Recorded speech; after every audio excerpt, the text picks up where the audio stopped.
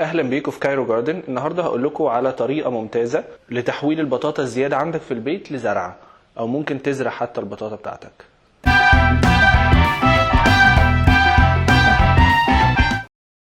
انا كنت حطيت صوره على الانستجرام بتاعنا اللي هو كايرو جاردن على انستجرام. ممكن تدخل الاكونت بتاع انستجرام، انا حاطه هنا تحت في الديسكربشن. كانت الصوره دي حققت فيوز عاليه جدا، فقررت ان انا اعمل فيديو عنها. طبعا لو زي ما انتم شايفين في الصوره، هي دي عباره عن بطاطا. انا بس اخدت البطاطا دي وحطيتها في ميه. طبعا البطاطا نبات جذري، يعني غير البطاطس ما ينفعش تحطها في ميه.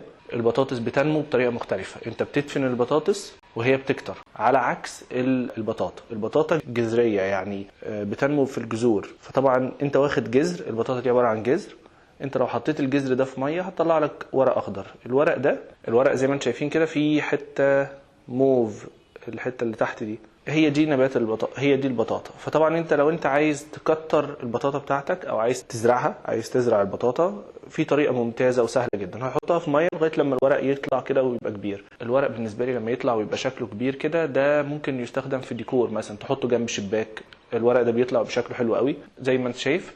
بس في طريقه تانية، لو انت فعلا عايز تزرع البطاطا هتسيبها لغايه لما تطلع ورق اخضر كده، وبعد كده هتجيب مقص او كتر، وهتيجي عند الحته الصغيره الموف اللي انت شايفها كده في الزرعه، وبكل سهوله جدا من غير اي مشكله هتقص الجزء ده زي ما انت شايف كده. طبعا زي ما انت شايف كده الجزء ده بيبقى فيه زي النقط البيضه دي. كل النقط البيضه دي بتتحول لجذور. تمام، شايف كل النقط البيضه دي؟ كل دي لو اتحطت في ميه هتتحول لجذور على طول. انا كنت عملت ده قبل كده. انت بس هتاخد دي زي ما هي كده، بتجيب ميه تحط دي في الميه وبس كده بدون اي مشكله خالص. كده انت حطيت بطاطايه كامله. دي هتتحول لبطاطا، بس طبعا هنستنى لما الجذور هنا تطلع زي بالمنظر ده. دي انا حطيتها مثلا يومين.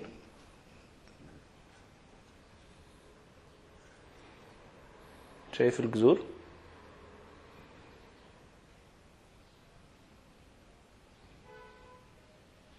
هتسيبها لغايه لما الجذور تكبر شويه.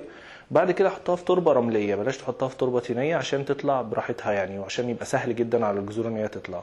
بس وبالشكل ده بتتكاثر عندك البطاطا بدون اي مشكله خالص. وانا بحطها جنب الشباك، يعني حتى مش حاططها بره، دي حاططها جنب الشباك. هوريك نموذج لواحده حاططها بره بقى في الشمس. انت لما بتحطها جنب الشباك النبات نفسه بيطول، لان هو بيدور على نور، على عكس لو انت حطيتها بره. لو حطيتها بره مش هتحتاج ان هي تطول. دي انا حطيتها بره في الشمس في شاليه. البطاطا دي انا ما حطيتهاش في ميه، انا حطيتها بس في تربه. واضح ان هي ما فيهاش اي مشكله، طالعه بدون اي مشكله. البطاطا دي انا حطيتها في الشمس من الاول، يعني من الاول خالص انا حطيت البطاطا دي في الشمس. فزي ما انتم شايفين الفروع بتاعتها مش طويله، الفروع بتاعتها قصيره. فانا هستنى ان هي تطول شويه وبعدين ممكن احطها في ميه. ودي ممكن تتحط وهي قصيره كده، ما فيهاش مشكله، يعني ممكن تقطعها من تحت وتحطها في الميه، ما فيهاش مشكله. بس برضو برجع اقول ان دي شكلها حلو، يعني ممكن تحطها جنب شباك، شكلها جميل جدا لغايه لما الفروع تكبر. وبعد كده انت تستخدمها بقى بالشكل اللي انت عايزه، يعني ممكن تزرعها، ممكن تسيبها كده يبقى شكلها حلو. طبعا انا جالي استفسارات كتير على اليوتيوب. لو عايز تسالني اي حاجه حاول تدخل على الفيسبوك، هيبقى اسهل طبعا عشان اقدر اجاوب على الاسئله. وتقدر تشير الصور بتاعتك. ما تنساش تعمل لايك لو عجبك الفيديو، وما تنساش تعمل شير علشان صحابك يشوفوا الافكار دي وممكن يعملوها، ممكن تفيد حد. ولو عايز تشوف الفيديوهات الجديده بتاعتنا اعمل سبسكرايب على القناه. وسؤال النهارده، هل جربت قبل كده تزرع البطاطا في الميه، ولا بالنسبه لك دي فكره جديده؟ جاوب في الكومنتس تحت. شكرا، واشوفكم في الحلقه الجايه من كايرو جاردن.